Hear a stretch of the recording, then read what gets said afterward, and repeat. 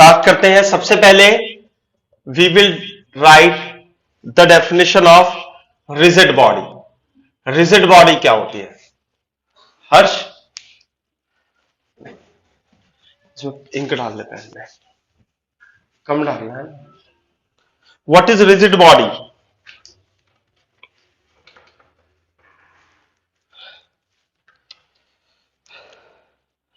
लिख लो, डेफिनेशन लिख लो इसकी। A rigid body is a collection of large number of particles. Is a collection of large number of particles when body moves. The distance between them does not change. Clear है क्या बात? Does not change. The body is called है ना, rigid body. यदि कोई वस्तु, यदि कोई बॉडी ऐसे है और हम दो पार्टिकल ले लेते हैं, पार्टिकल 1 और पार्टिकल 2। क्लियर है क्या बात? तो जब ये मोशन करेंगे ऐसे करके, तो इनके बीच की डिस्टेंस जो है वो चेंज नहीं होनी चाहिए, तो बॉडी रिजिड बॉडी कहलाती है। The rigid body can perform two types of motion. कौन कौन सी मोशन? फर्स्ट, ट्रांसलेशनल मोशन, और सेकंड होगी rotational motion.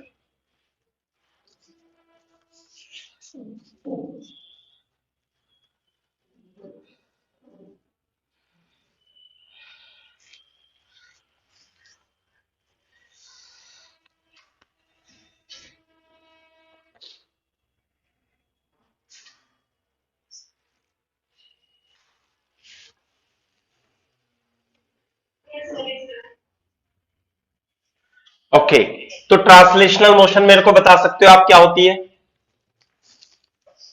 Normal motion, body जिसे मूव करती है। अरे ये कोई डेफिनेशन हुई है भाई? ये कोई डेफिनेशन थोड़ी कि नॉर्मल मोशन। कुछ बताओ। ट्रांसलेशनल मोशन, हमारे काफी सारे कॉन्सेप्ट जो हमने थोड़े थोड़े पढ़े थे या थोड़े थोड़े पढ़ के छोड़ दिए थे, इस चैप्टर में सारे कॉन्सेप्ट रिवाइज हो जाएंगे आपके। क्लियर है क्या बात? देखो बोर्ड पे देखो, ट्रांसलेशनल मोशन का मतलब यह है कि अगर जो कोई बॉडी ट्रांसलेशन मोशन कर रही है, तो बॉडी पर प्रेजेंट सभी पार्टिकल की वेलोसिटीज और एक्सेलरेशन सेम होते हैं। दूसरी बात, उनके उस बॉडी के सभी पार्टिकल का डिस्प्लेसमेंट इक्वल टाइम में इक्वल होता है, तभी तो वेलोसिटी होगी चेंज। देखो मैं आपको, ये डस्टर है और ये डस्टर ऐसे चल रहा है। क्लियर है कि बात?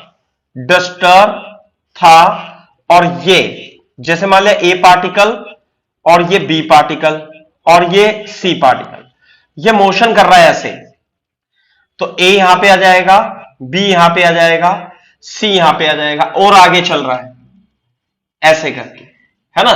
दिस इज ए बी और सी, ए बी सी। बोर्ड पे देखो, इन सभी पार्टिकल का डिस्प्लेसमेंट इक्वल टाइम इंटरवल में इक्वल होगा। बात समझ में आई? बोर्ड पे देखो, जितनी ये डिस्प्लेसमेंट होगा, ये वाला डिस्प्लेसमेंट जितना होगा, उतना ही ये भी डिस्प्लेसमेंट होगा और उतना ही ये डिस्प्लेसमेंट भी होगा। दूसरी बात, इनका एक्सेलरेशन सेम रहता है, इनकी वेलोसिटी हर एक पार्टिकल की सेम रहेगी, तो ये ट्रांसलेशन मोशन कहलाती है। अब ध्यान से देखो, एक एग्जांपल तो मैंने ये लिख दिया, ये तो डस्टर ऐसे जा रहा था, अब डस्टर ऐसे लेकर के मैं ऐसे ले जाकर के ऐसे ले जाता हूं। क्लियर है बात? मान लिया डस्टर ऐसे था और ये पार्टिकल ऐसे ऐसे नहीं करते, सिंपल ऐसे ले जाते हैं, तो ये वाला पार्टिकल कहां जाएगा? ये पार्टिकल ऐसे जाएगा यूं करके, डिस्टर्ब है ना, ओ सॉरी, ये यहां पे बनेगा, ऐसे बन, ये ऐसे बनेगा और ये ऐसे। सही है? चलो बोर्ड पे देखो, अब ये डिस्टेंस ऐसे था, यूं जाकर के यूं आ गया पोजीशन पर। तो अब ये बताओ, अगर जो मैं पार्टिकल ए को कंसीडर करूं, तो पार्टिकल ए यहां पे आ गया होगा, ये यहां पे कंसीडर करते हैं ऐसे, और पार्टिकल बी यदि मैं यहां पे कंसीडर करूं तो पार्टिकल बी यहां पे आ गया होगा। तो अब ये बताओ कि इस डस्टर की मोशन क्या ट्रांसलेशनल मोशन है?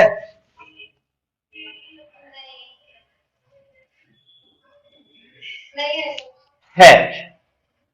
अगर जो ये डस्टर ऐसे चल रहा है तो भी ट्रांसलेशनल मोशन है, और अगर ये डस्टर ऐसे करके ऐसे चल रहा है, ऐसे करके ऐसे चल रहा है, तो भी ट्रांसलेशन मोशन है। समझ में आई बात? ध्यान से देखो, मैं डिफरेंस बताऊंगा। अभी लिखना मत, यहां पे दूसरा आएगा rotational motion. Rotational motion, translational motion और रोटेशनल मोशन को पहचानेंगे कैसे? पहले तो आप अपनी जर्नल नॉलेज से जो फिजिक्स पढ़ी है, रोटेशनल मोशन बता दो एग्जाम्पल दे करके। जैसे मान लिया, अगर जो मैं आपसे ये कहता कि ये ट्रांसलेशन मोशन है, तो आप अपनी फीलिंग से कह देते कि हाँ सर ये ट्रांसलेशन मोशन है।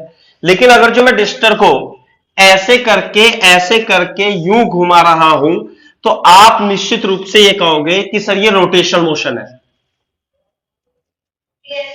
लेकिन ये रोटेशनल मोशन नहीं है, ये ट्रांसलेशनल मोशन है। हाँ सर्किल है, मान लिया, चलो ऐसे सर्किल में मूव कर रहे हैं, this is translational motion. Difference कैसे होगा? डिफरेंस मैं बताता हूं। आप क्या करोगे, आप ट्रांसलेशन और रोटेशन मोशन में डिफरेंस करने के लिए आप क्या करोगे, बॉडी पर एक लाइन खींच लोगे, ऐसे सीधी लाइन। क्लियर है क्या बात? जब आप इस पे सीधी लाइन खींचोगे तो ये देखो, जैसे ये यूं घूम रहा है ऐसे करके, तो ये लाइन सीधी की सीधी है, ये लाइन ऐसे थी, अब भी ऐसी है। अगर जो बॉडी पर कोई लाइन खींची जाती है और मोशन के दौरान, during the motion, it does not changing it's orientation, the motion is called translational motion. Clear है क्या बात? जैसे ये है, अब इस लाइन को देखो आप, डस्टर पे जो लाइन है, ये डस्टर पे line does not changing it's orientation, therefore this motion is translational motion. Clear है क्या बात? अब बोर्ड पे देखो, अगर जो मैं इसे कहूं ये ऐसी मोशन है, ये भी ट्रांसलेशन मोशन है, लेकिन translational motion in straight line, translation motion in straight line, जिसे आप रेक्टिलिनियर ट्रांसलेशनल मोशन भी कह सकते हो। सही है? जबकि यदि मैं इस पे देखूं, यदि मैं इस पर एक लाइन खींच लूं, चलो मैं बताऊंगा अभी, है ना, लाइन खींच लूं तो ऐसे रहेगा, और यदि आप इस पे देखोगे यूं करके, तो इस मोशन में भी ये जो लाइन है, it does not changing it's orientation, therefore it is also translational motion, but ये स्ट्रेट लाइन में ना होकर के कर्व में है, तो इसे बोलते हैं हम कर्विलीनियर ट्रांसलेशनल मोशन। कौन सी? कर्विलीनियर, जैसे ये है यहां पे कर्विलीनियर ट्रांसलेशन मोशन। लेकिन अगर जो मान लिया ये ऐसे घूमता हुआ ऐसे मोशन कर रहा है, यू ऐसे कर रहा है, तो आप इस लाइन को, जो लाइन मैंने खींची है, ये लाइन अगर जो ड्यूरिंग मोशन अपना ओरिएंटेशन चेंज कर रहा है, तो ये क्या होता है? ये कहलाता है rotational motion. Then we will say this body is performing rotational motion. आ गई क्या बात समझ में? Yes, sir. ये डिफरेंस होता है ट्रांसलेशनल और रोटेशनल में. तो इसमें हम डेफिनेशन लिखेंगे यार ट्रांसलेशन में. If A line is drawn, कहीं भी लिख लो आप, on solid body and during motion the orientation during motion, इसके बाद यहां लिखेंगे the orientation of the line drawn is not changing. The motion is called motion of solid body. Solid body, ये rigid body. Solid body is called translational motion.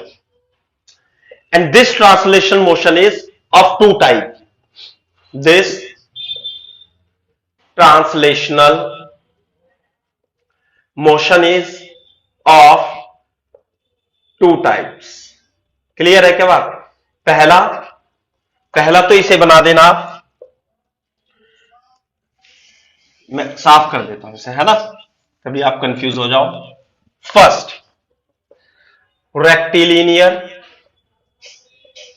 Rectilinear translational motion. Rectilinear translation motion कैसे? सीधा सीधा आप example बताएंगे ऐसे करके, है ना.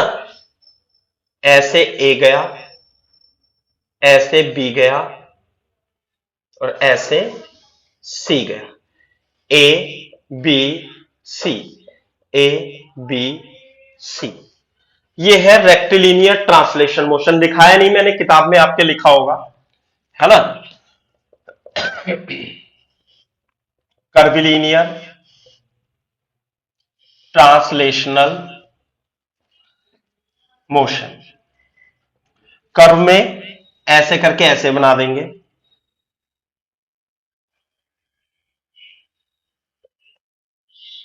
फिर यहीं पे आ जाएगा. आप इसे ऐसे मिलाएंगे और चलो एक यहां पे बना देता हूं, आप इसे ऐसे मिलाएंगे. सही है भाई?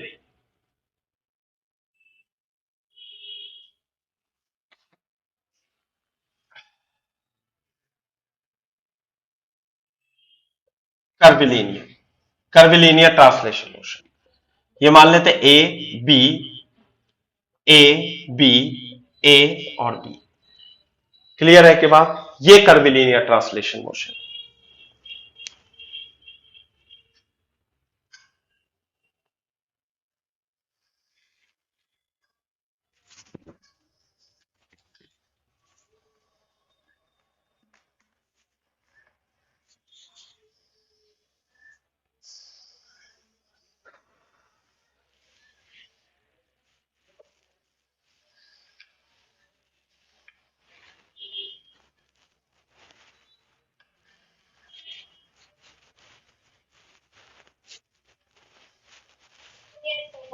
ठीक है.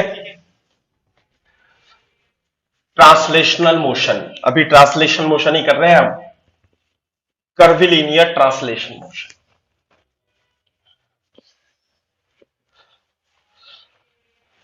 अच्छा, इंपॉर्टेंट पॉइंट क्या है? During translational motion, velocity and acceleration of all particles present on body are same. सबकी वेलोसिटी और सबका acceleration, also displacement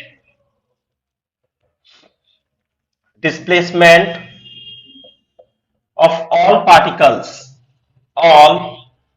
particles in same time,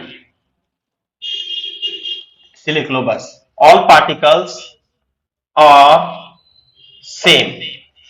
अब आप किसमें भी देख लो, ये डिस्प्लेसमेंट, अब यहां से देखो, डिस्प्लेसमेंट तो ये होता है जैसे ये डिस्प्लेसमेंट और इसका डिस्प्लेसमेंट क्या होगा, ये दोनों डिस्प्लेसमेंट सेम होंगे।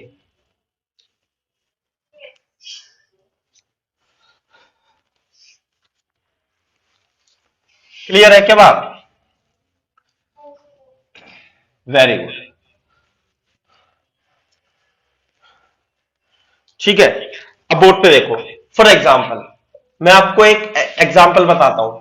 जैसे मान लिया ये एक रॉड है और यह हिंज है, और इस पे एक रेक्टेंगुलर प्लेट यहां पर हिंज कर रखी है, ऐसे है ना भाई, यहां पर हिंज होगी है, और it is free to rotate. This plate is free to rotate, about hinge, ये हिंज बोले या एक्सिस बोले, है ना, फ्री टू रोटेट। तो बोर्ड पे देखो, अब जैसे मान लिया, एक मैं एग्जांपल ले लेता हूं, जैसे एक किताब है, ये यहां पे है, जब हम इसे ले जाएंगे तो ये ऐसे मोशन करेगी क्योंकि ये फिक्स है। बोर्ड पे देखो, जब ये यहां पे होगी तो किताब यानी कि ये प्लेट ऐसे ही रहेगी, यूं ले जाएंगे, ऐसे ऐसे करके ले जाएंगे ना ये, और यदि आप इधर ले जाओगे, मान लिया ऐसे करके, तो ये किताब ऐसे हो जाएगी, ऐसे करके। क्लियर है बात? ऐसे मोशन करेगी। तो इसमें यदि मैं एक लाइन खींचू ए बी ऐसे, तो ए बी लाइन जो है वो एज इट इज रहेगी। बात समझ में आई नहीं? तो इस प्लेट की मोशन जो होगी कैसी होगी? कर्विलीनियर translational motion of plate is कर्विलीनियर translational motion. Clear है क्या बात? ये है, कॉपी करो इसे।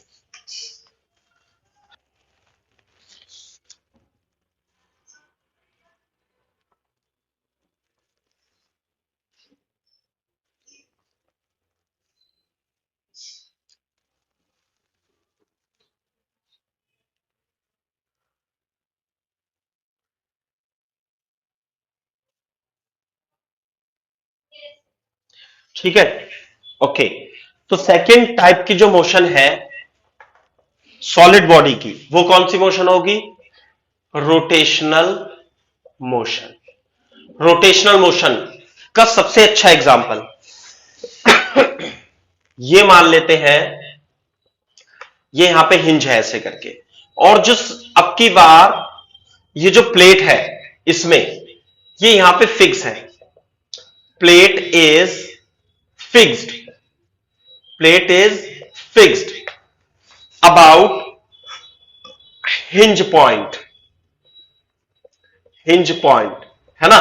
तो जब आप इसे एक मिनट देख, एक बार इसे ये देखना कि यदि ये इसमें देखो, जब आप इसे मूव करोगे ए बी सी डी, तो जब आप इसे इधर मूव करोगे ना ऐसे करके, यूं करके आ जाएगा और ये यहां पे आएगा, तो ये पता है ऐसे हो जाएगा ये, क्योंकि ये तो हिंज है यहां पे, यूं करके, तो ये ए बी सी डी ऐसे हो जाएगा। ये डिफरेंट है, ये मोशन डिफरेंट है। और जब आप इधर ले जाओगे इसे यूं करके, तो ये अब की बार ऐसा हो जाएगा, ए बी सी डी। बात समझ में आ गई? तो यदि आप इस पे कोई एक पैरेलल लाइन खींचते हो, तो this parallel line is changing its orientation, therefore the motion is called rotational motion। तो डेफिनेशन क्या लिखेंगे? if if an imaginary line drawn on body, on rigid body changes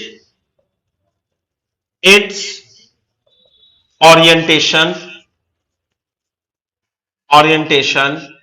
during motion. The motion is called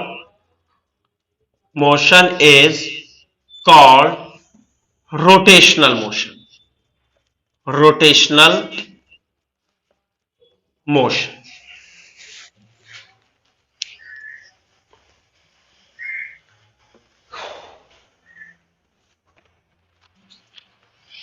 ठीक है भाई, तो ये है rotation motion के। आप एग्जांपल भी लिख सकते हो। फॉर एग्जांपल मोशन ऑफ, मैं यहां पे लिख देता हूं, मोशन ऑफ फैन, है ना, मोशन ऑफ फैन। दूसरा मोशन ऑफ डोर, यदि आप किसी अपने घर के दरवाजे को देखेंगे ना तो वो भी डोर होगा। तीसरा motion of rolling wheel is also an example of rotational motion. और ये भी है रोटेशनल मोशन का अरे दरवाजा है ना, दरवाजा, जैसे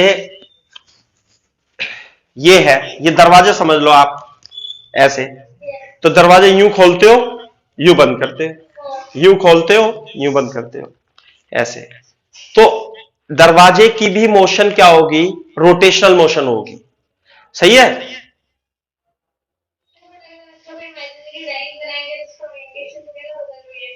अरे कैसे नहीं बदल रही, देखना जरा, ये रही लाइन, ये रही ना, तो ये अब ऐसे हो गई। देखो पहले लाइन ऐसे थी, अब लाइन ऐसे हो गई।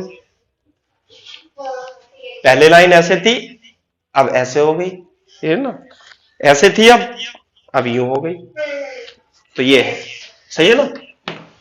तो ये है motion of rolling wheel, motion of door, motion of fan. तो ये सब लिख लो आप। क्लियर है क्या बात? हाँ, तो हम सबसे पहले ऐसे पढ़ेंगे, motion of rotational motion about fixed axis. Motion of rotational motion about fixed axis.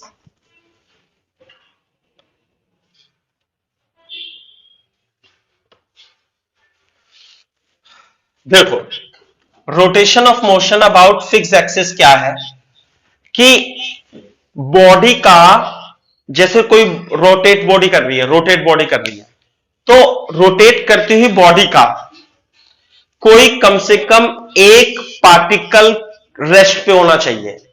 तो that motion is called rotation motion about fixed axis. पहले मैं इंग्लिश में लिख देता हूं, if during rotational motion at least one particle is at rest, motion is called rotational motion. Then rotational motion is about fixed axis. Clear है क्या बात? तो एक इंपॉर्टेंट पॉइंट लिखेंगे, जैसे कि फॉर 2D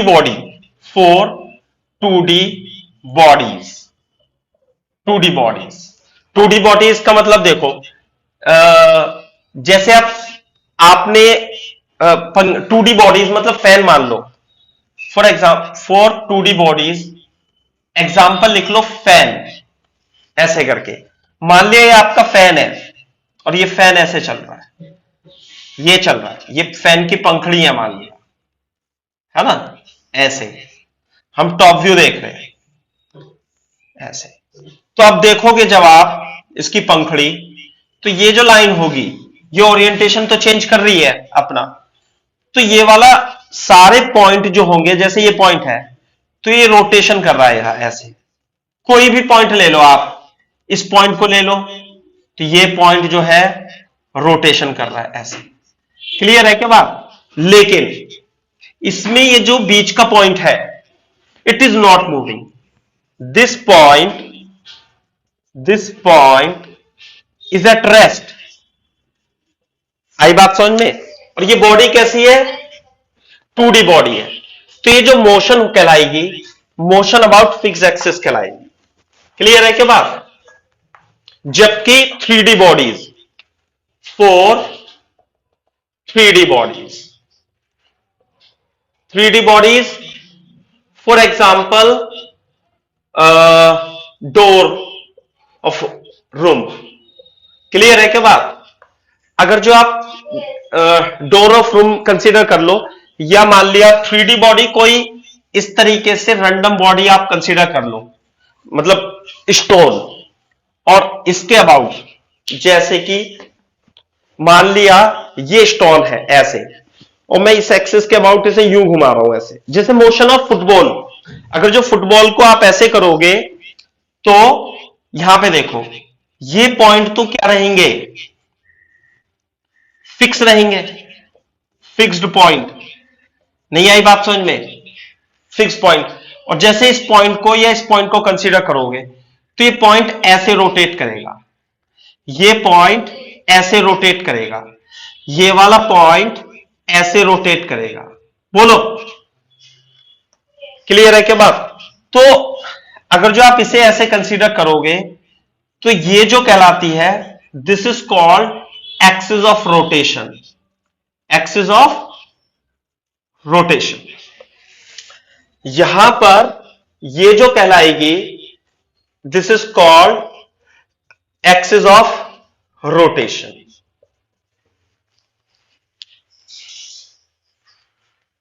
पानी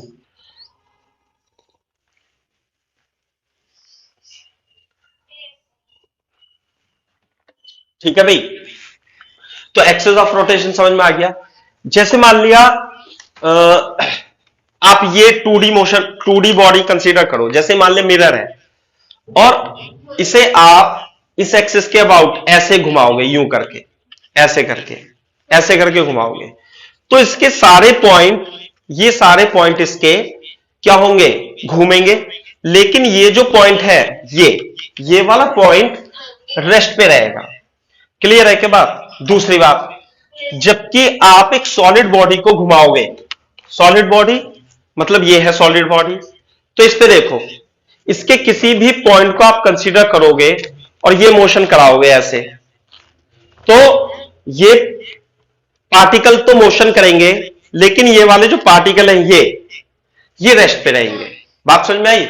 जैसे आपने फुटबॉल का एग्जांपल ऐसे करा रहे हो आप ऐसे, तो ये वाले सारे पॉइंट क्या रहेंगे? रेस्ट पे रहेंगे, बाकी सारे पॉइंट मोशन करेंगे। ठीक है बात? है ना? तो एक्सिस ऑफ रोटेशन क्या होती है? एक्सिस ऑफ रोटेशन देखो, अब बोर्ड पे देखना जरा, एक बार देखो, जैसे ये पार्टिकल है, ये तो 2D बॉडी है, ये 3D बॉडी है, जैसे फुटबॉल। तो 2D बॉडी और 3D बॉडी में हर एक पार्टिकल जो होता है रोटेट करता हुआ सर्किल में होता है। ये भी सर्कुलर मोशन कर रहा है, ये भी सर्कुलर मोशन कर रहा है। बात समझ में आई? और इसमें तो ऊपर नीचे सर्किल, इसमें तो कोप्लेनर सर्किल बनते हैं। इसमें क्या बनेंगे? Coplanar circle. और इसमें भी कोप्लेनर सर्किल होंगे, लेकिन उनके बीच में थोड़ी सी डिस्टेंस भी होगी 3D में। तो all particle moves in circle. Clear है क्या बात? और दूसरी बात, जो पार्टिकल रेस्ट पे होते हैं वो एक्सिस ऑफ रोटेशन कहलाती है ना? या एक्सिस ऑफ रोटेशन जो होगी, मैं यहां पे डेफिनेशन लिख देता हूं, एक्सिस ऑफ रोटेशन क्या होती है। क्लियर है क्या बात? दोनों के लिए बोर्ड पे देखो, axis of rotation What is axis of rotation? It is a line. It is a line perpendicular to circular plane and passing through the points which are at rest, है ना। तो ये इससे इन प्लेन्स के, circular planes के perpendicular होगी हमेशा। जैसे एक्सिस ऑफ रोटेशन ये है और प्लेन क्या है, सर्किल ये है, तो इसके परपेंडिकुलर होगी। बात समझ में आई? और कहां से होकर के जाएगी? ये फिक्स्ड पॉइंट जो है वहां से होकर जाएगी। आ रही है बात समझ में? अच्छा, 2D बॉडी में, इन 2D bodies only one fixed point, 2D body में वन फिक्स पॉइंट होगा। सही है? अरे जैसे मान लिया डिस्क है ये, दिस द डिस्क, और इसके अबाउट ये तो हो जाएगी एक्सिस ऑफ रोटेशन, यानी डिस्क है, और ये पॉइंट क्या हो जाएगा? रेस्ट पे। तो कितना पॉइंट है? वन पॉइंट फिक्स्ड है। सही है? जबकि 3D बॉडी में, इन 3D bodies there are many points on at rest। Clear है क्या बात? जैसे मैंने आपको ये बता दिया, ये सब क्या है? रेस्ट पे है। Many point are at rest. चलो मैनी पॉइंट्स हो गया।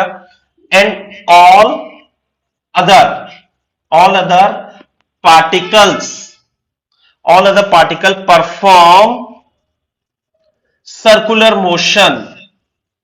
सभी क्या करेंगे? इसमें भी और इसमें भी। अरे जैसे ये पार्टिकल है, करेगा तो ये सर्कुलर मोशन ही। Perform circular motion making parallel circles बनाते हैं। whose radius are different but time period of all particles are same।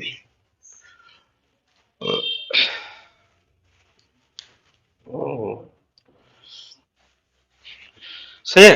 अब लिखो, हेडिंग डालो, काइनेमेटिक ऑफ रोटेशनल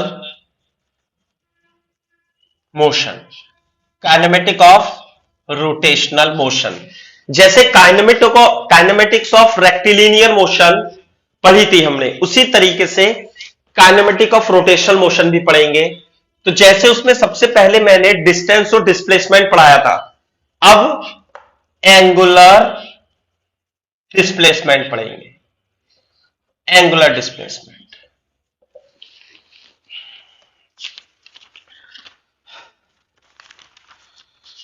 देखो जरा, जैसे मान लिया ये बॉडी थी, है ना, ये डिस्क है, ये ऐसे, और ये ऐसे रोटेट कर रही है। तो पहले मान लिया पॉइंट ए यहां पे था।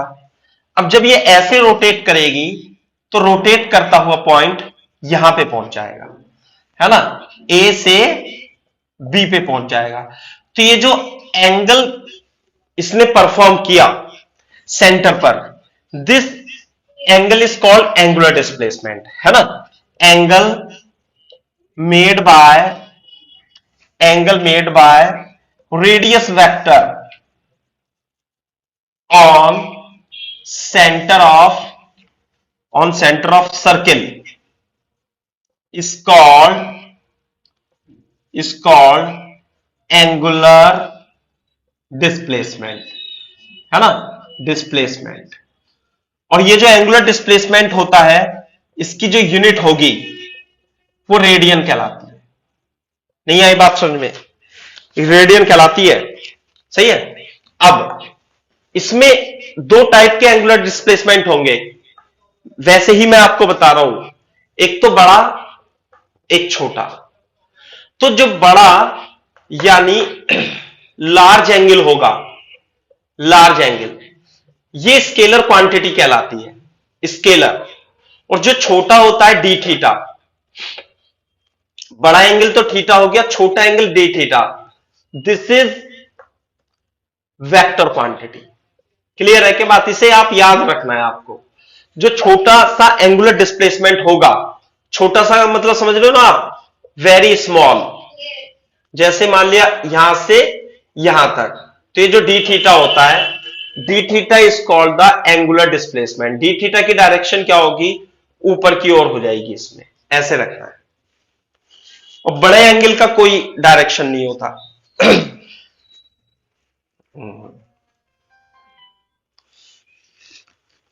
हेलो, 1 बजे तक।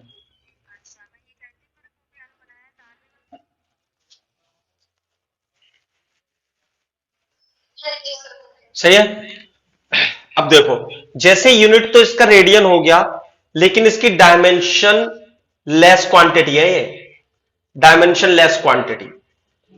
ऐसी क्वांटिटी जिसकी यूनिट तो है लेकिन डायमेंशन नहीं है, m0 l0 t0 ऐसे लिख लेंगे, डायमेंशन लेस क्वांटिटी।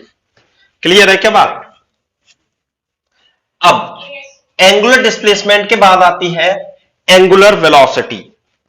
दूसरा जो पॉइंट है, काइनेमेटिक पढ़ रहे हैं, जैसे angular velocity, angular acceleration, equation of motion पढ़े थे ना, ऐसे ही एंगुलर वेलोसिटी, इसे हम ओमेगा से रिप्रेजेंट करते हैं, और ये वेक्टर क्वांटिटी होती है। This is vector quantity. Clear है बात? टू टाइप्स की एंगुलर वेलोसिटी होगी, टू टाइप्स। कौन कौन सी होगी बता सकते हो?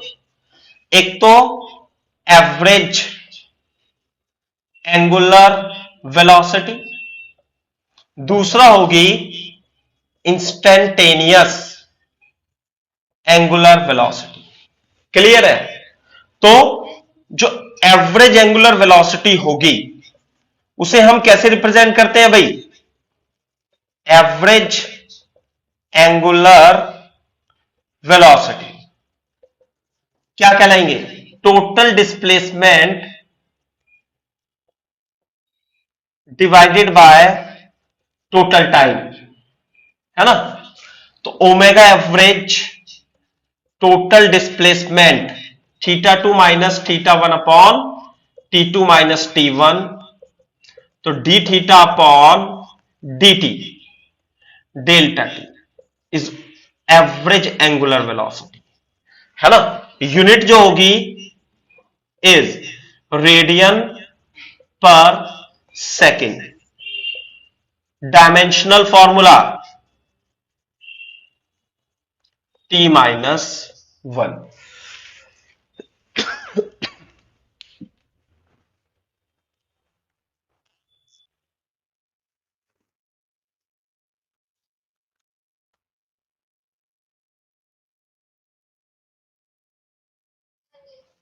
ठीक है भाई?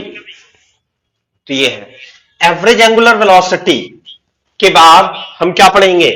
Instantaneous angular velocity. Instantaneous angular velocity, हाँ भाई। तो इंस्टेंटेनियस एंगुलर वेलोसिटी क्या होगा? देखो, delta theta upon delta T, when limit delta T tends to 0, वैसी मैथमेटिकल डेफिनेशन है ना, is equal nothing but D T upon D T, and this is called instantaneous angular velocity. तो हम D theta upon D T भी कहेंगे। Clear है क्या बात? तो rate change of angular displacement, angular position, तो rate of change of angular position, angular position is called instantaneous angular velocity. Unit इसकी भी वही होगी, रेडियन पर सेकेंड, डायमेंशनल फॉर्मूला t-1 ही होगा।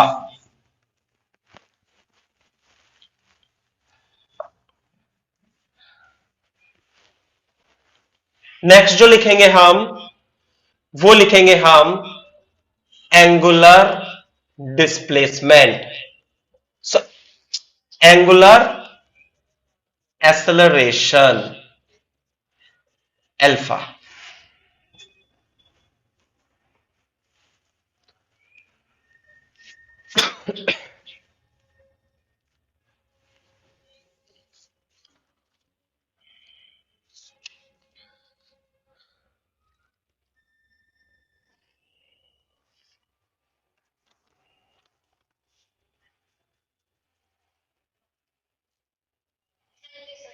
सही है बात। एंगुलर एक्सेलरेशन क्या होता है? ये भी टू टाइप का होगा, टू टाइप्स। कौन कौन सा? एवरेज एंगुलर एक्सेलरेशन, दूसरा कौन सा होगा भाई? Instantaneous angular acceleration. हाँ भाई, तो average angular acceleration alpha average क्या कहलाता है?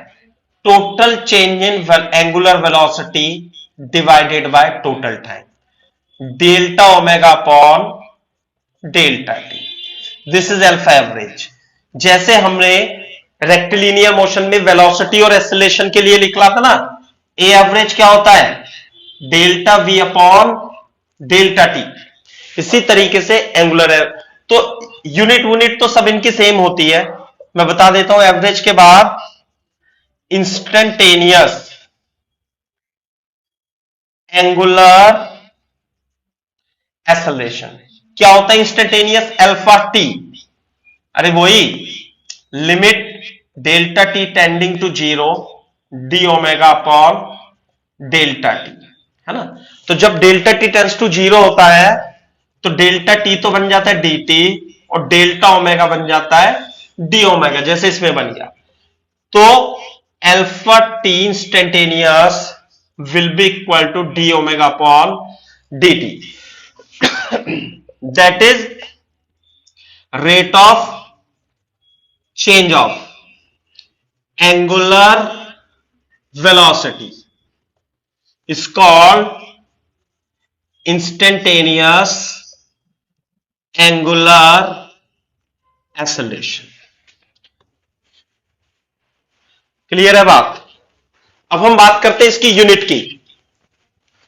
यूनिट दोनों की, यानी कि एंगुलर एक्सेलरेशन यूनिट जो होगी रेडियन पर सेकेंड स्क्वायर, और जो डायमेंशनल फॉर्मूला होगा वो होगा टी की पावर -2, या किसी किसी किताब में इस तरीके से भी लिखा हुआ है।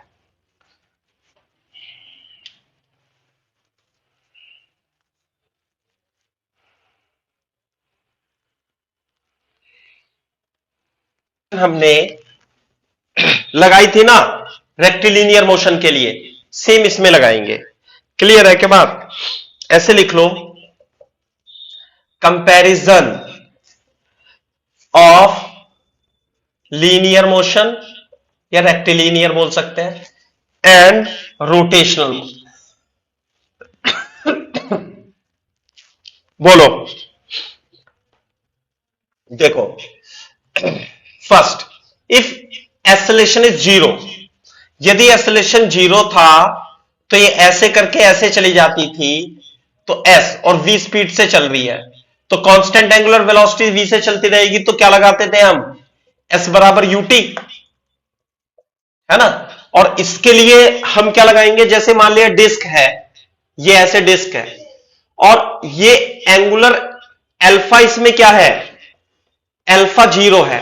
अल्फा का मतलब पंखा जैसे घूम रहा है तो घूम ही रहा है, कांस्टेंट एंगुलर वेलोसिटी से पंखा घूमे जा रहा है। क्लियर है के बात? तो जो एंगुलर डिस्प्लेसमेंट होगा इस केस में, ऐसे करके एंगुलर डिस्प्लेसमेंट, तो थीटा एंगुलर डिस्प्लेसमेंट की जगह एस की जगह थीटा, और यू की जगह क्या जाएगा इसका? एंगुलर वेलोसिटी, और टाइम की जगह टी, थीटा टी। क्लियर है क्या बात?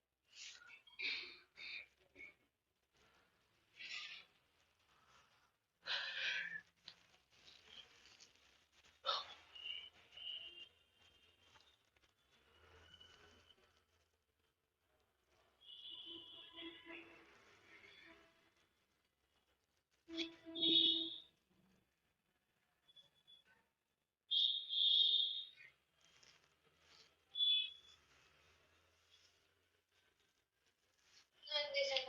देखो, इसमें एक स्पेशल केस देखो, इसे बाद में लिखते हैं। बोर्ड पे देखो, जैसे मान लिया डिस्क है या पंखा है, तो जब ये पूरा, मैं टॉप व्यू बनाता हूं इसका यहां पे, ऐसे करके मान लिया ऐसे था, और ये रोटेट करता हुआ ऐसे, ये वाला पॉइंट ऐसे रोटेट करता हुआ यहां पे आ गया, तो इसने एंगल कितना कितना रोटेट करा?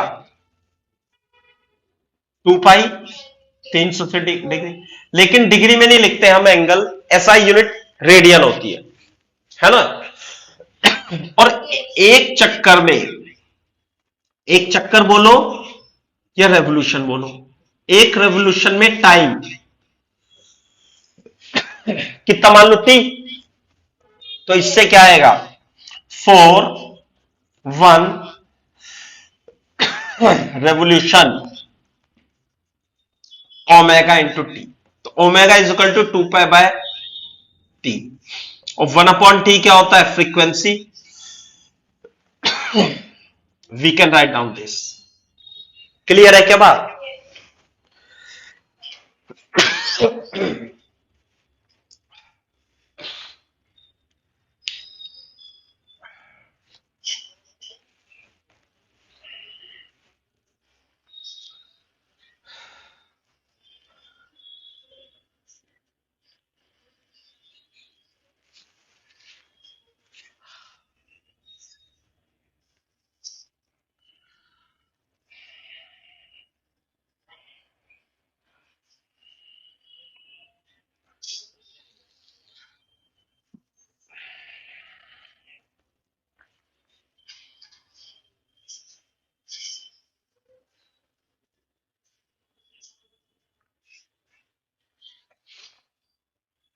हाँ जी सर। ठीक है, जैसे मैं इसमें ये एग्जांपल लेता हूं, इधर इधर लिख लेना थोड़ा आप, है ना? हाथों हाथ में करा देता हूं बाद में। जैसे for example, hand minute, minute hand होती है, मिनट हैंड, है ना? तो जो मिनट हैंड होती है वो कांस्टेंट एंगुलर वेलोसिटी से ऐसे टिक टिक टिक टिक टिक करती जाती है, ऐसे minute hand. For minute hand angular velocity constant होगी, क्योंकि अल्फा तो मिनट हैंड के लिए कितना, 0। ऐसे तो है नहीं कि मिनट हैंड तेजी से बढ़ाई जा रही है अपनी स्पीड, कांस्टेंट स्पीड से घूमती है। तो ओमेगा ऐसे कैसे लिखेंगे? 2 पाई बाय टी, और टाइम पीरियड कितना होता है मिनट हैंड के लिए? 60 मिनट, 60 सेकेंड। तो कितना हो जाएगा? 2 पाई बाय 3600, तो आ जाएगा पाई अपॉन 1800 रेडियन पर सेकेंड। तो this is the angular velocity for minute hand. अगर जो आप angular velocity for earth, for rotation of, rotation, रोटे rotation of earth around sun की बात करें, अराउंड सन, मान लेते हैं वो सर्कुलर पाथ में घूम रहा है, जैसे मान लिया सन है यहां पे ऐसे करके, और ये अर्थ है, और ये इसके अराउंड घूम रही है, तो इसकी एंगुलर वेलोसिटी कितनी होगी भाई? 2 पाई बाय टी। और जो टाइम पीरियड होगा वो होगा 365 दिन, 24 घंटे, है ना? 60 मिनट, 60 सेकेंड, रेडियन पर सेकेंड आ जाएगा। ऐसे निकाल लेंगे, angular velocity.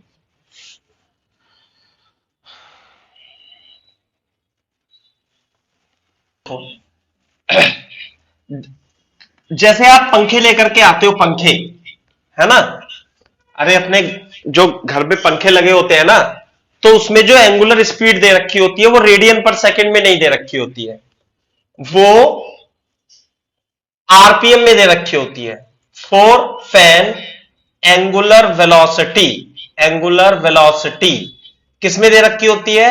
Given in RPM. तो आरपीएम का मतलब क्या होता है? क्या होता है मतलब? रेवोल्यूशन पर मिनट।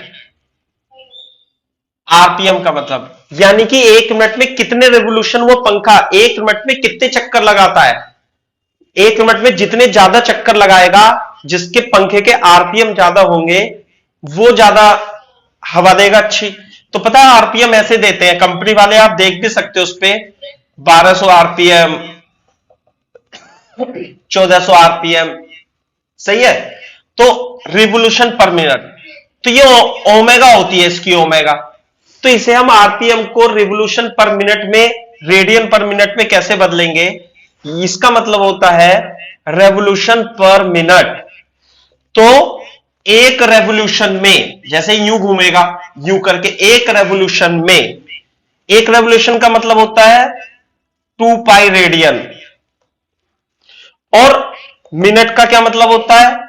60 सेकेंड। तो देखो अब कितना जाएगा, ये इससे ये कट जाएगा, 6 दूनी 12 इंटू 2 पाई, 40 पाई रेडियन पर सेकेंड। क्लियर है क्या बात? तो 40 पाई रेडियन पर सेकेंड आ जाएगा। और यदि आपसे पूछें कि इस पंखे का एक चक्कर में कितना समय लगेगा, तो आप इसे 2 पाई बाई टी कर देना। तो 2 pi by T is equal to 40 pi, तो कितना होगा? 1 अपॉन इज 20, तो T is equal to 1 upon 20 is equal to 0.05 second. तो 0.05 सेकेंड में ये एक चक्कर लगा देगा। और फ्रीक्वेंसी यदि पूछे तो 1 अपॉन टी होता है, यानी 1 upon T 20 hertz, 20 hertz frequency होती है, 20 हर्ट्ज। और सेकेंड इनवर्स भी बोलते हैं फ्रीक्वेंसी को।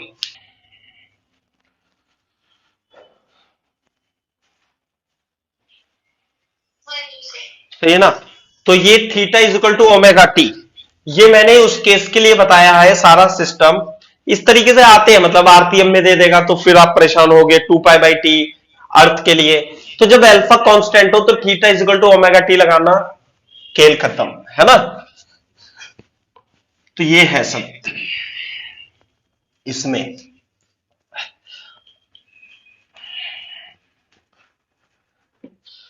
तो इधर देखो, इधर तो लीनियर चल रहा था, ऐसे लिख लेना दोबारा से, और इधर रोटेशनल, नीचे लिख लो रोटेशनल। अगर जो मान लिया एक्सेलरेशन है, एक्सेलरेशन इज देयर, तो angular acceleration is also there, and acceleration constant है। यदि है तो कांस्टेंट एक्सेलरेशन के लिए हम क्या क्या लगाते थे?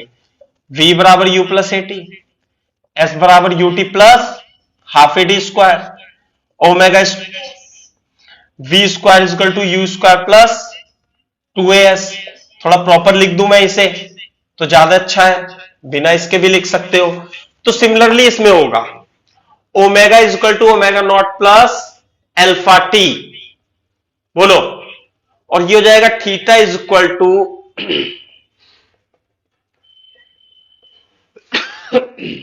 Omega square plus 2 alpha theta. Initial angular velocity, final angular velocity. Theta क्या है भाई? Theta is angular displacement. Clear है बात? और अल्फा क्या है? Alpha is constant. ये है आपका एंगुलर एक्सेलरेशन, ऐसे है। तो जिस तरीके से इसमें 3 इक्वेशन थी, ऐसे ही इसमें भी 3 इक्वेशन होंगी इक्वेशन ऑफ मोशन की।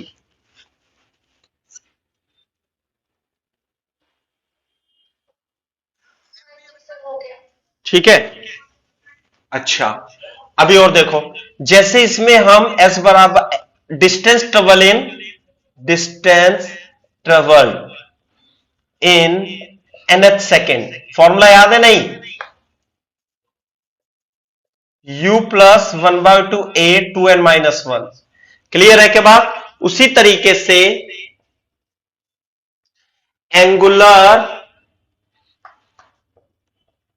Angular displacement in nth second, theta nth is equal to omega naught 1 plus alpha 2n-1। तो ये सब चीजें हैं, मतलब आप इसे कर सकते हो जैसे उसमें सॉल्व किया था, है ना? If alpha is not constant, sorry A is not constant, alpha is करने होगा 2n-1 का स्क्वायर ऐसे इक्वल टू यूटी के साथ रिप्लेस करना।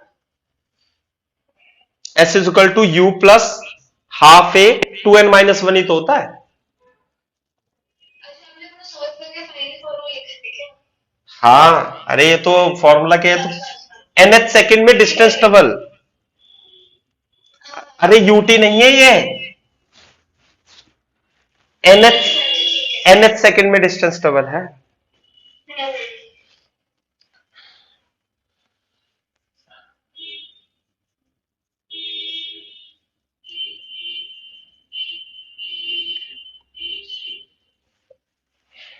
एक्सेलेरेशन यदि कांस्टेंट नहीं होता तो क्या करते हैं हम?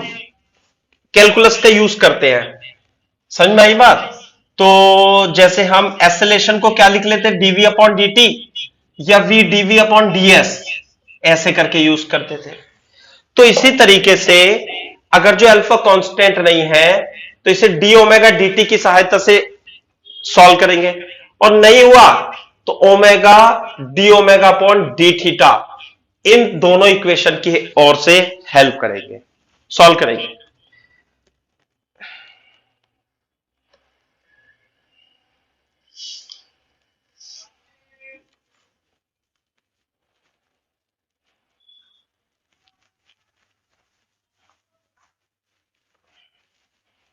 देखो क्वेश्चन लिख लो, एक लिखो, if a wheel is rotating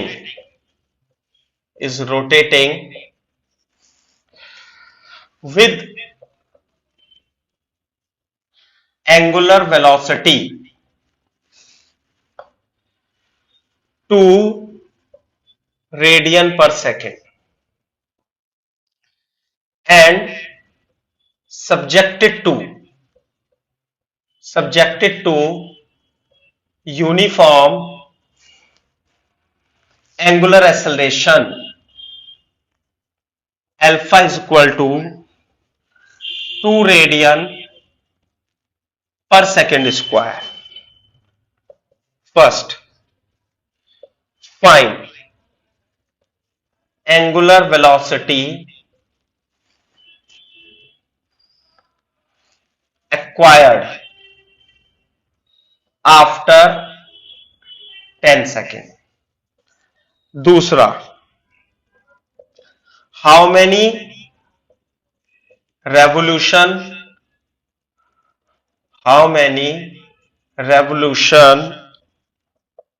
it makes in this time interval,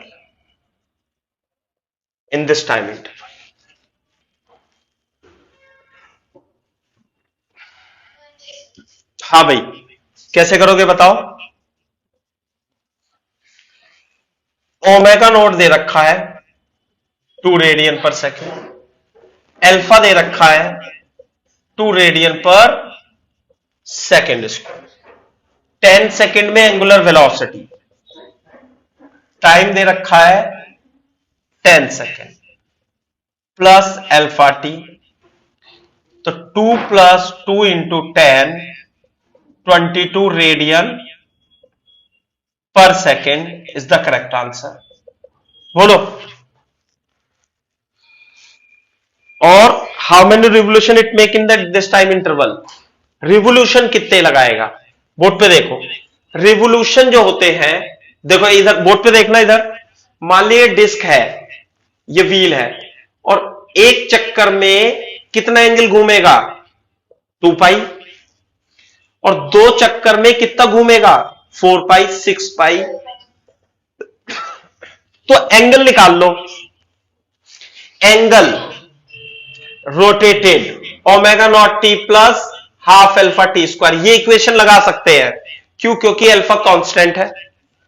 तो ओमेगा नॉट कितना था, 2 इंटू 10 प्लस 2 इंटू 10 स्क्वायर, तो ये कितना जाएगा, 20 प्लस 100 यानी 120 रेडियन।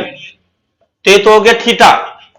तो नंबर ऑफ रिवोल्यूशन कितने होंगे भाई, नंबर ऑफ रेवोल्यूशन कितना लिख दूं, एंगल को 2 पाई से मल्टीप्लाई कर दे, डिवाइड कर देंगे, ठीक है। तो टोटल एंगल कितना आया, 120 अपॉन 2 पाई। तो सॉल्व करके बताना कितने आता है।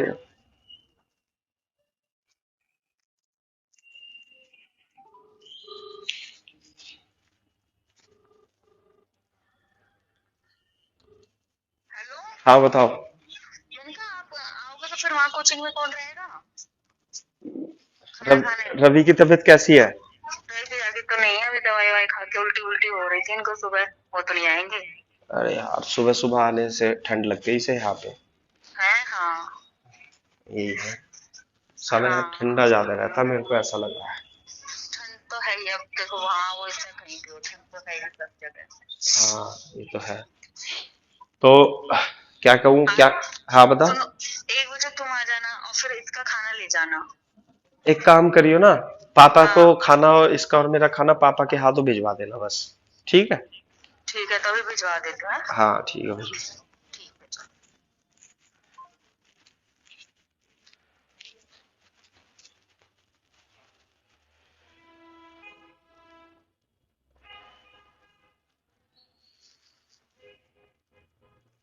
हाँ जी सर।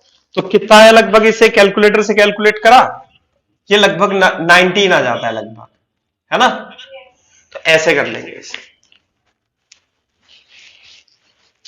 कपड़ा कहाँ चला गया, अरे यार।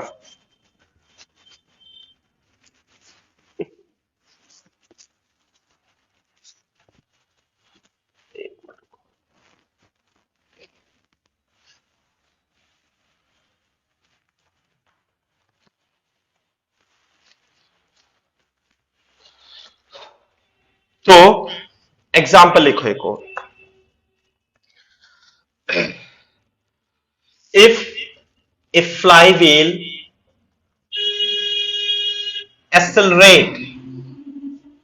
accelerates uniformly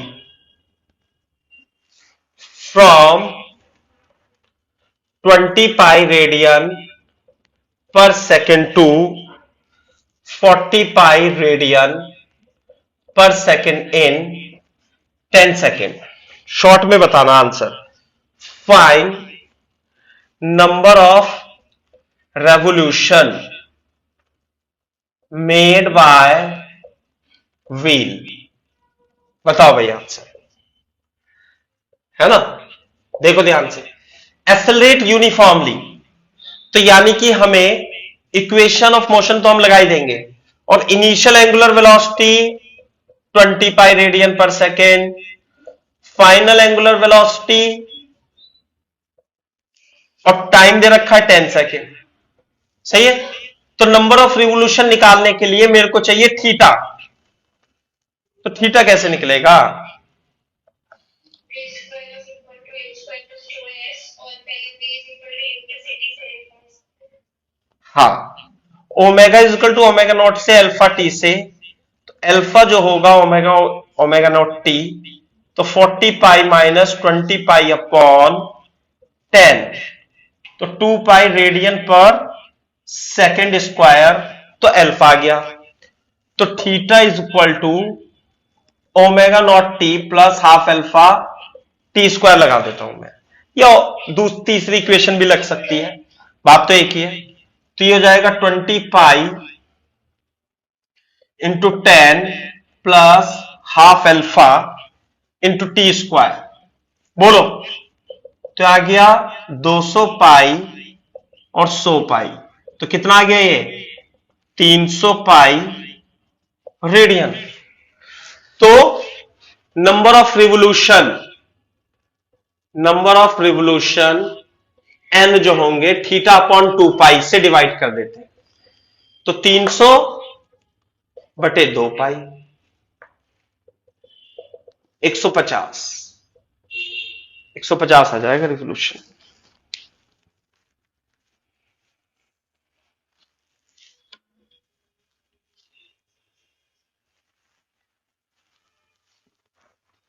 हाँ जी sir.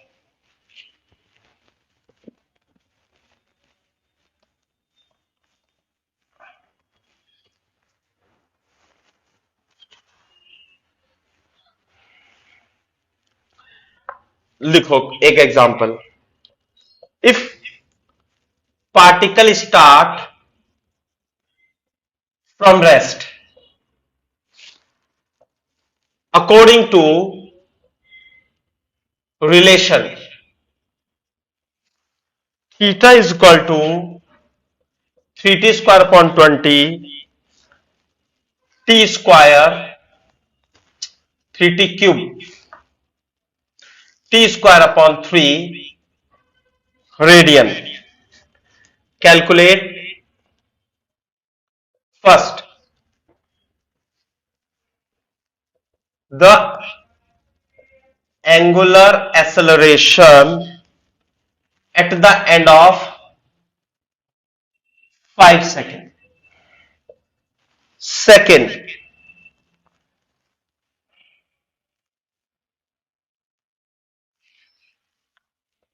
angular velocity, the angular acceleration at the end of fifth second, 5 second.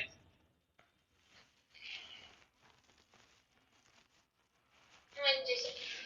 तो कैसे करेंगे बताओ? तो पहले इसको डिफरेंशिएट करके एंगुलर वेलोसिटी निकालेंगे, और फिर फिर एंगुलर t को एक्सेलरेशन। 5 पर कर देंगे और फिर एक्सेलरेशन की जो वेलोसिटी लगाई है उसको डिफरेंशिएट करके फिर t को 5 पर कर देंगे। वेरी गुड, कर लो।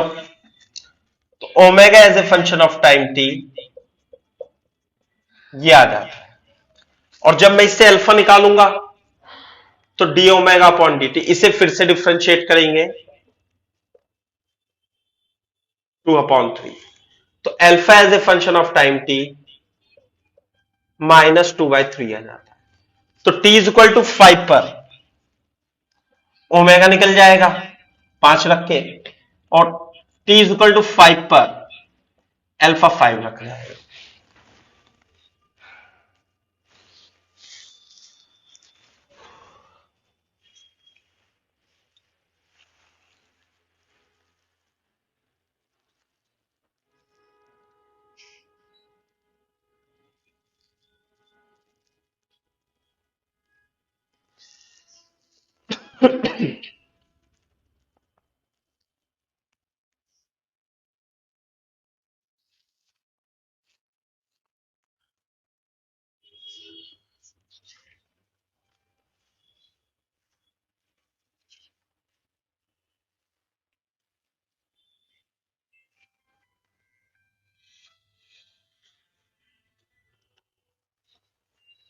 हेलो, हाँ नमस्ते। हाँ मेरे तो ठीक है। हाँ चल ठीक है। अभी अब कैसी है?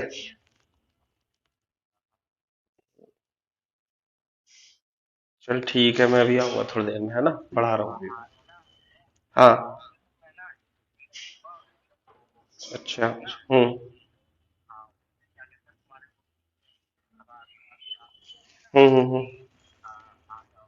ठीक है, आधा पौन घंटे बाद आऊंगा। ठीक है।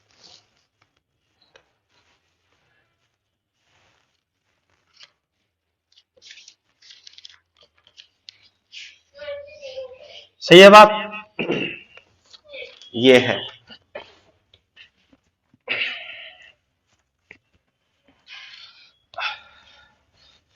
तो जिस तरीके से हमने रेक्टिलिनियर मोशन में करे थे उसी तरीके से छोटे छोटे सवाल हैं।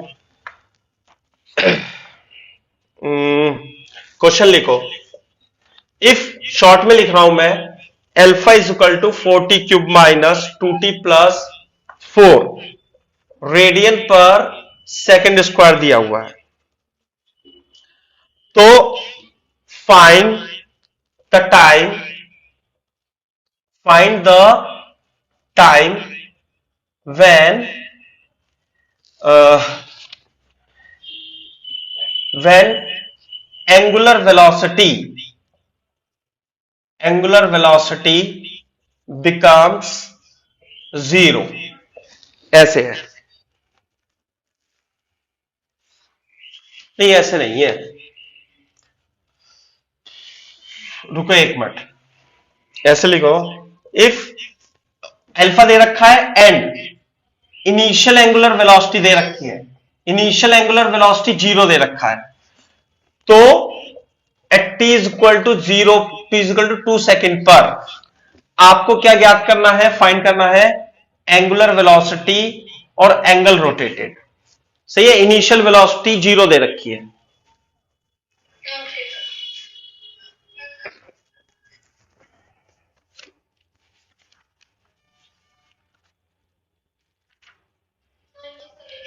ठीक है, तो कैसे करेंगे?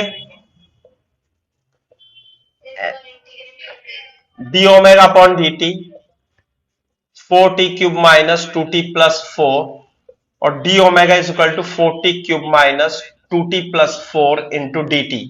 इंटीग्रेट कर देंगे तो t बराबर 0 पर 0, t बराबर t पर ओमेगा माइनस 0, 4t की power 4 upon 4, T square upon 2, 4t from 0 to t, है ना। तो जो ओमेगा आएगा it will be equal to T की power 4 T square plus 4t minus 0। तो t बराबर 2 सेकेंड पर कितना आ गया भाई, 2 की पावर 4, 2 की पावर 2, 4 इंटू 2, 16 माइनस 4 प्लस 8 आती है 24, 20 रेडियन पर सेकेंड। ये तो आ गया ओमेगा 2 सेकेंड पर। अब इससे ही अल्फा भी आएगा, नहीं थीटा। अब थीटा निकालने के लिए और कहानी करनी पड़ेगी एक बार, is equal to omega minus plus 40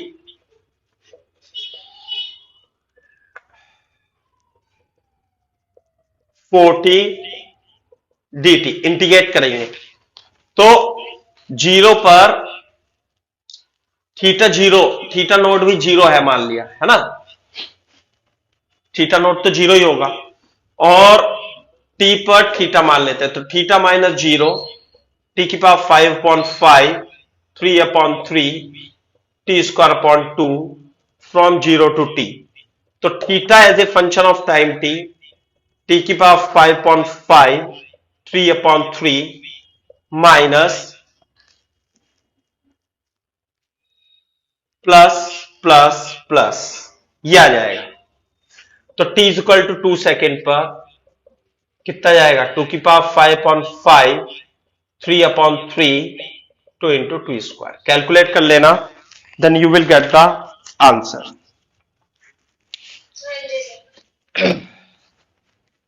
सही है बात। तो ये है, तो इस टाइप के और भी सवाल छोटे छोटे होंगे, वो सब आप कर ले रहे हैं ऐसे इसमें, है ना। जैसे रेक्टिलिनियर मोशन में सॉल्व किया था ना काइनेमेटिक्स के क्वेश्चंस, उसी टाइप से डिफरेंशिएशन। हाँ अच्छा, मेरे को तो ध्यान नहीं है सर्कुलर मोशन में किए थे नहीं किए थे। अभी नेक्स्ट टॉपिक लिखो, relation between linear and angular variable. तो ये भी शायद मैंने सर्कुलर मोशन में पढ़ा दिया होगा। v equal to are omega,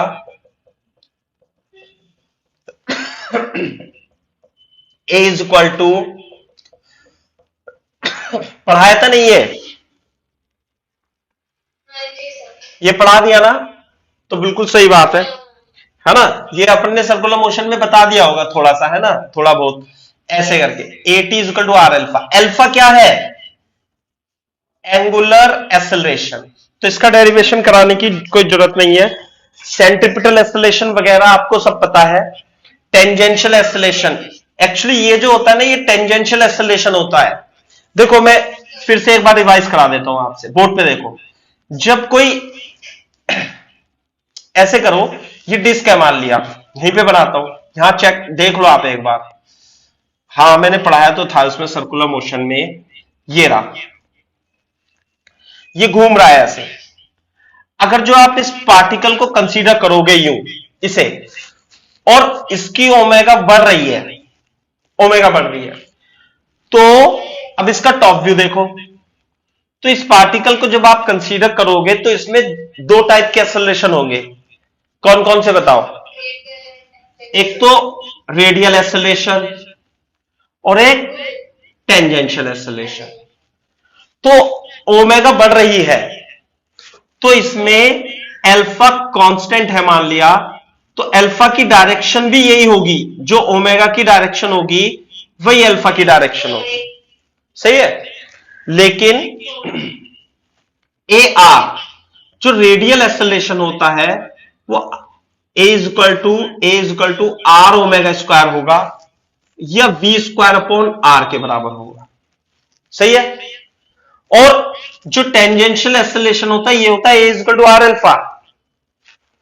ये टेंजेंशियल एक्सेलरेशन है। टेंजेंशियल एक्सेलरेशन की वजह से ही इसकी स्पीड बढ़ती है। बात समझ में आई भाई? ये है। और टोटल एक्सेलरेशन तो खैर ऐसे हो जाएगा। तो ये कहानी है। और v इक्वल, ये भी मैंने आपको करा दिया होगा, है ना। चलो तो ये तो मैंने सर्कुलर मोशन में खूब अच्छे से पढ़ा दिया था, और डायरेक्शन भी मैंने इसकी बता दी थी आपको।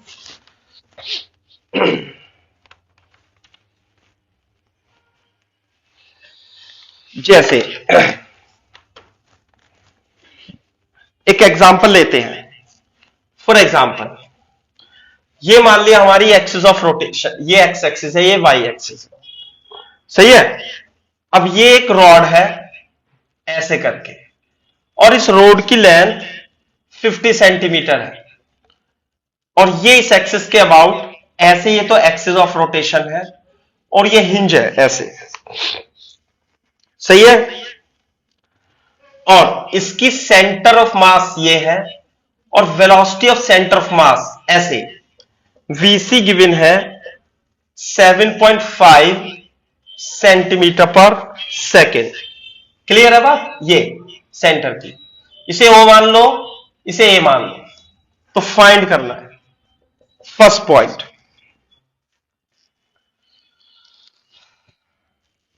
Angular velocity and angular speed of the rod. पहला, क्लियर है बात? Linear velocity of point A. Third point, acceleration of centre of mass, centre of मास। हाँ ले ले जाओ। तो कहां पे लगा के आ रहे हो? चलो, तो क्या प्रोग्रेस करोगे फिर उसकी?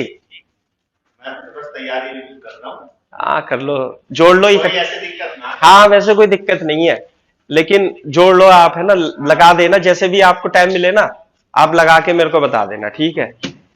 धीरे कम लगाओ, लेकिन अभी ये है आप, लेकिन अभी मैंने कोई करूंगा जैसे मान लिया खुलेगा ना तो 100, 150, 200, तभी हमारा जो मार्च का काम है ना वो शुरू हो जाएगा फिर।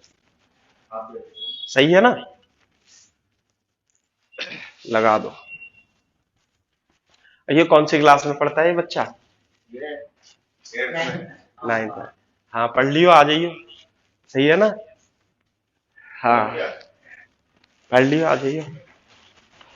हाँ बताओ बेटा, angular velocity and angular speed of the road, तो बताओ मेरे को कैसे निकालोगे। देखो ये रॉड है, ये एक्स एक्सिस है, ये वाई एक्सिस है, तो ऐसे घूम रही है, तो सबसे पहले मेरे को ये बता दो कि एंगुलर वेलोसिटी और एंगुलर स्पीड में अंतर क्या है।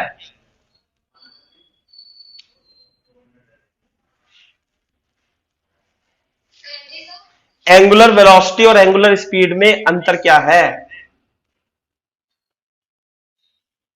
एंगुलर वेलोसिटी तो डायरेक्शन में होती है। हाँ, और एंगुलर स्पीड उसका मैग्नीट्यूड। हाँ उसका magnitude है। तो बोर्ड पे देखो, जैसे पेन है, मैंने उस समय बताया था, ये पेन है, ये एक्सिस ऑफ रोटेशन है, और ये ऐसे रोटेट कर रही है, मान लिया ऐसे रोटेट कर रही है, तो राइट हैंड पर यू कोई वस्तु अगर जो ऐसे रोटेट कर रही है तो डायरेक्शन इसकी ऊपर की ओर है, एंगुलर वेलोसिटी की, एंटी क्लॉकवाइज नहीं है। हाँ जी। एक्स एक्सिस में, वाई एक्सिस में, जेड एक्सिस में है, ये जेड एक्सिस में, सही है ना। तो v is equal to are omega, इस पॉइंट को देखो, ये सर्कुलर मोशन कर रहा है, वैसे तो इस बॉडी के हर एक पार्ट पॉइंट रोटेशन मोशन में, यह है rotational motion of rod about fix axis, और ये एक्सिस है इसकी, ये z axis is the axis of rotation, और v is equal to are omega. तो यहां पे ये देख लो कि ये पॉइंट मैं यहां बनाता हूं, तो क्वेश्चन हो गया, इस पॉइंट को देखो आप, ये पॉइंट ऐसे रोटेशन मोशन कर रहा है, और ये v है और ये r है, तो v is equal to are omega, सही है। और ओमेगा जो होगी वो जेड डायरेक्शन में होगी बस, तो ओमेगा का मैग्नीट्यूड, पहले तो स्पीड निकाल देता हूं v अपॉन आर, तो v कितनी दे रखी थी इसकी, ये 7.5 इंटू 10 की पावर -2 है ना, और ये कितना है 25 सेंटीमीटर, तो 25 सेंटीमीटर, चलो ये तो कट गया, अपॉन ये कितना गया 25 या 75.3 रेडियन पर second is the correct answer, बोलो। और एंगुलर वेलोसिटी तो वेक्टर क्वांटिटी है, 0.3 के कैप रेडियन पर second is the correct answer, is it correct? जी सर।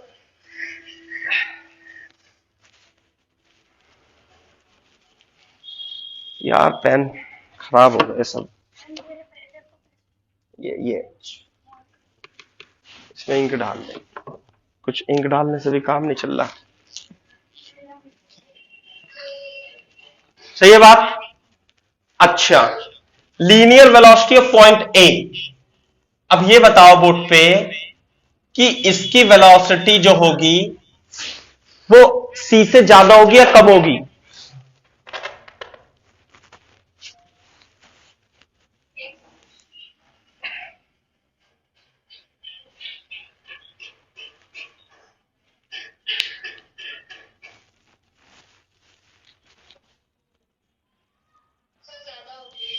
ज्यादा तो होगी, क्यों? क्योंकि v is equal to R ओम है। अच्छा हाँ, ये तो मैंने आपको तरीका बताया था, लेकिन फॉर्मूले से देखो, बोर्ड पे देखो, जब कोई बॉडी फिक्स एक्सिस के अबाउट रोटेट कर रही है तो उसके सभी पार्टिकल का टाइम पीरियड ऑफ रोटेशन जो होता है वो सेम होता है, सही है। हाँ, तो फिर तो ये तो बता दिया कि भाई इसे ज्यादा दूरी तय करनी है तो इसकी वेलोसिटी ऑब्वियसली ज्यादा होगी एज कंपेयर टू दिस, और इसे ज्यादा चक्कर लगाना है तो इसकी वेलोसिटी ज्यादा, लेकिन v देखो ऐसे स्पीड बढ़ती जाती है, यूं, ऐसे ऐसे ऐसे, और यहां पे जो इसकी स्पीड कितनी होगी, एक पॉइंट की स्पीड तो रहती है 0 और स्पीड बढ़ती जाती है। समझ आई बात? तो v is equal to are omega से सबकी एंगुलर वेलोसिटी सेम होती है, लीनियर वेलोसिटी जैसे जैसे एक्सिस ऑफ रोटेशन से दूरी बढ़ती जाएगी लीनियर वेलोसिटी भी बढ़ती जाएगी। तो आर कितनी है उसकी, यह 50 सेंटीमीटर और ओमेगा है 0.3, 15 सेंटीमीटर पर second. This is the linear velocity. ये तो मैग्नीट्यूड आया, लेकिन अभी यहां पे 30 डिग्री लिख लेना यहां पे। तो वेलोसिटी को वेक्टर फॉर्म में बोला है उसने निकालने के लिए, है ना? तो वेक्टर फॉर्म में कैसे निकालेंगे देखो,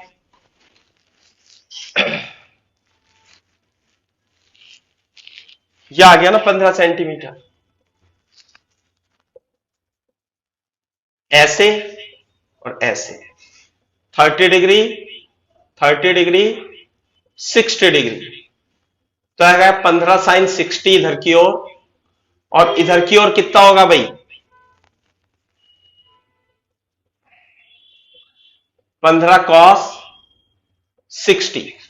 तो वेलोसिटी वेक्टर जो होगा 15 कॉस 60 माइनस आई कैप 15 साइन 60 जे कैप, तो minus 15 I cap plus 15√3 J cap by, ऐसे लिख लो 15/2 15/2।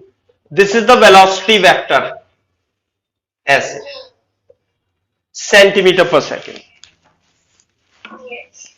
अच्छा, अब मैं बात करता हूं एक्सेलरेशन की। एक्सेलरेशन ऑफ सेंटर ऑफ मास, ये रहा, इसका एक्सेलरेशन की डायरेक्शन किधर होगी, this particle is performing circular motion with speed 7.5 centimetre पर सेकेंड एंड रेडियस 25 सेंटीमीटर। तो ये यूनिफॉर्म सर्कुलर मोशन कर रहा है, तो इसका एक्सेलरेशन केवल रेडियल एक्सेलरेशन होगा। तो रेडियल एक्सेलरेशन का मैग्नीट्यूड क्या होगा भाई,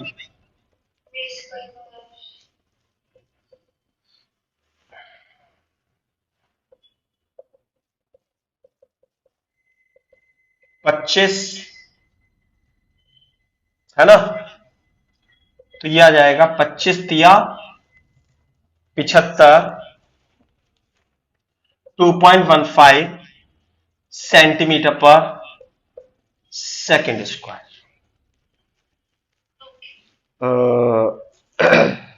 25 25 75 225 आएगा, यह आ गया। लेकिन फिर से कहानी जो है वो वेक्टर में होगी। देखो ये रहा, ये 30 ये 30, सही है भाई? तो ये होगा ए सी कॉस 30 और ये होगा ए सी, ये सी मान लेते हैं, साइन 30। नहीं इसमें नहीं बना रहा, इसमें गंदा हो जाएगा। तो एक्सेलरेशन वेक्टर जो होगा -2.5 कॉस 30, माइनस क्यों आया, ये एक्स एक्सिस में है, ये वाई एक्सिस में है, और ये भी माइनस में आएगा। आई कैप माइनस, इसके लिए एसी की वैल्यू क्या है, ये एसी है sine 30 j cap. This is the answer, solve कर लेना।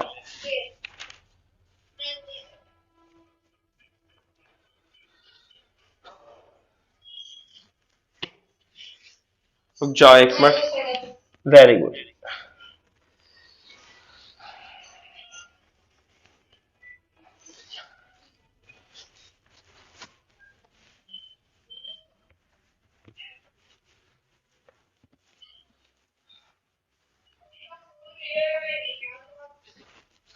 एक मिनट रुको जरा, देख लेता हूं एक दो सवाल।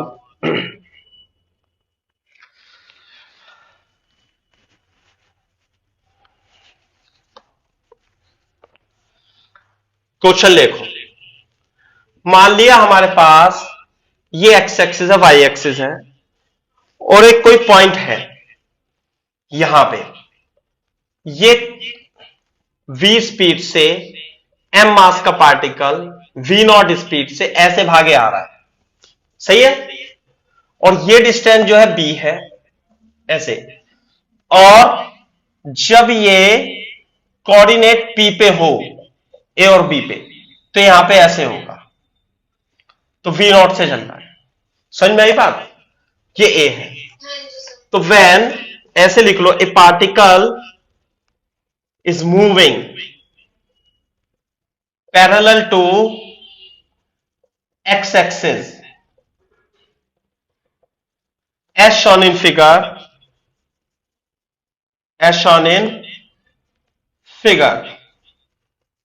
find angular velocity and angular acceleration when it reaches at point P।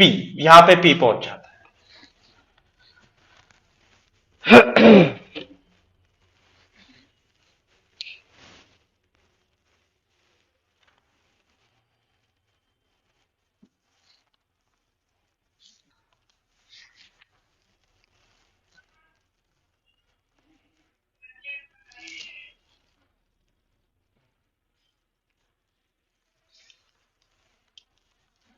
एक काम करो, ऐसा करो, find the angular velocity and angular acceleration of radius vector when it reaches with respect to origin of radius vector, यानी कि ये radius देखो, यहां पे ये तो क्वेश्चन हो गया, ये रेडियस वेक्टर भी यहां था, ये रेडियस वेक्टर भी यहां पे था, तो ये जो एंगल है ये अब थोड़ी देर बाद ऐसे हो जाएगा, तो रेडियस वेक्टर जो है ये रोटेट कर रहा है ना ऐसे, तो इसकी एंगुलर वेलोसिटी और एंगुलर एक्सेलरेशन निकालना है। हाँ, कितनी? रवि से पूछ लूंगा, चलो, उससे ज्यादा बुखार हो गया है।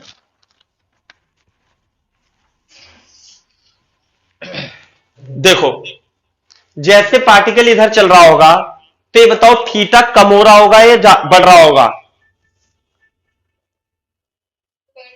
नहीं नहीं नहीं नहीं, थीटा हाँ, तो इसलिए जो एंगुलर वेलोसिटी होगी ना, वो minus D theta upon D T होगी, तो हमें D theta upon D T निकालना है, तो बोर्ड पे देखो कैसे निकालेंगे। ये है, मान लिया ये इस समय यहां पे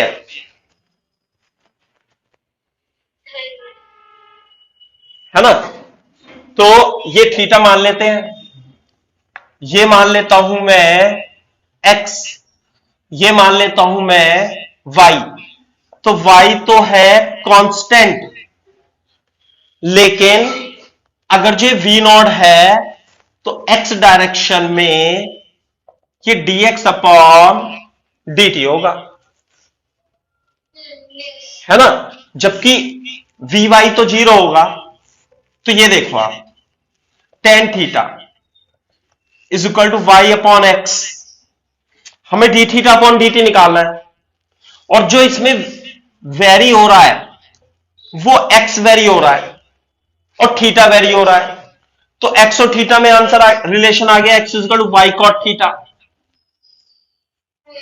अब मैं इसे डिफ्रेंशिएट कर दूंगा, कॉट एक्स का differentiation minus cosec square D theta upon D T, ये बात समझ में आती है नहीं? और minus D theta upon D T आ गया ओमेगा, और डीएक्स अपॉन डी टी आ गया V not Y cosec square theta omega. अच्छा, minus D theta upon D T omega, तो एंगुलर वेलोसिटी आ जाएगी v naught upon y cosec square theta. सही है बात? Is equal to v not, y तो हमेशा बी के इक्वल रहेगा और ये बन जाएगा sine square theta.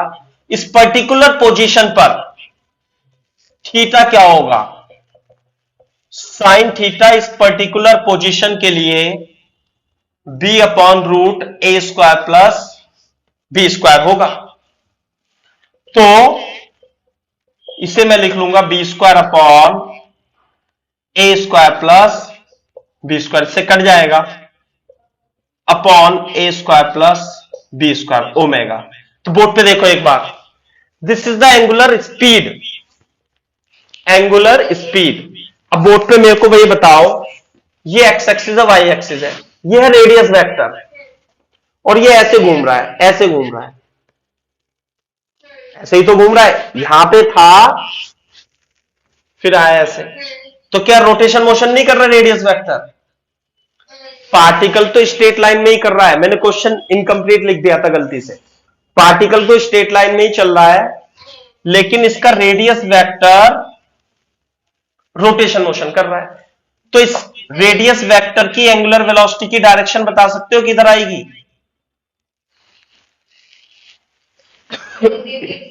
Negative Z.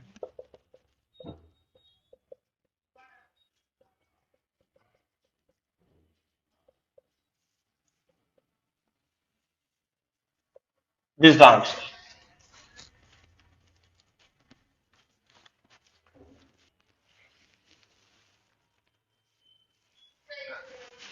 सही है बात। एंगुलर एक्सेलेरेशन कैसे निकालेंगे?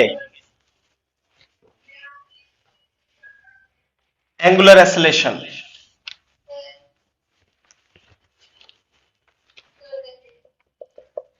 अल्फा होगा D omega upon D T. तो ध्यान से देखो, जो अभी निकाला था मैंने एंगुलर वेलोसिटी, वो इस पर्टिकुलर पॉइंट पे थी, तो वो तो कांस्टेंट होगी। आप तो जर्नल फॉर्म में एंगुलर वेलोसिटी लिखोगे, तो जो ओमेगा होगा v naught upon y sine square theta होगा, और वी नॉट अपॉन वाई, और साइन थीटा क्या लिख दूंगा मैं, मान लेते हैं ये हमारा एक्स है। अरे यहां पे देखो ना साइन थीटा जर्नल फॉर्म में y upon root x square plus y square, यह आएगा ना x square plus y square का रूट जो होगा y square upon x square plus y square. तो d अपॉन डी टी हमें करना है किसका, v naught y x square plus y square का। तो ये तो आ जाएगा बाहर, और डिफरेंशिएशन करना है हमें x square plus y square की पावर -1 का, जिसमें एक्स ही केवल वेरिएबल है। तो अल्फा जो होगा इसका डिफरेंशिएशन n एक्स की पावर n-1 मल्टीप्लाई बाय इसका दोबारा से differentiation 2x dx upon dt plus 0। ये बात बताओ क्या समझ में आई आपको? समझ में तो बड़े को देख के देखना पड़ेगा। कैसे कैसे? समझ में तो एक बार लिख के देखना पड़ेगा। हाँ। लिख के बोर्ड पे। लिख तो दिया मैंने अब। हाँ ठीक है। हाँ हाँ समझ में आया तो एक बार लिख के एक बार सॉल्व भी कर। हाँ हाँ, कर लो कर लो।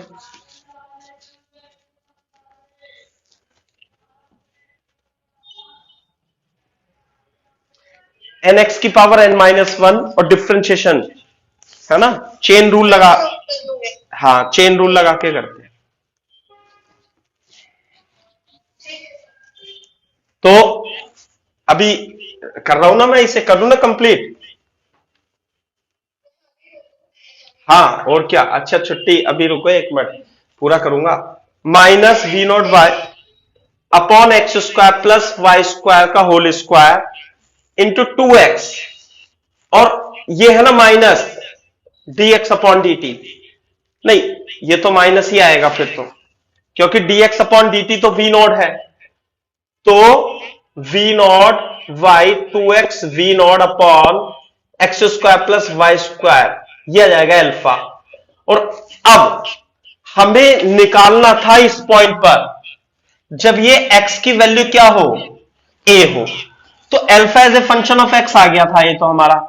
तो x की जगह क्या रख देंगे हम, a, तो इस पॉइंट पर एंगुलर एक्सेलरेशन भी आ जाएगा -2, और y की जगह क्या रख देंगे b, y की जगह b, तो 2ab v not square upon a square plus b square की पावर 2.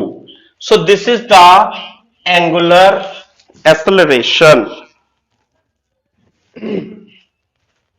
हाँ जी सर। ठीक है, ऐसे हो गया. चलो, तो आज के लिए इतना ही काफी है. ये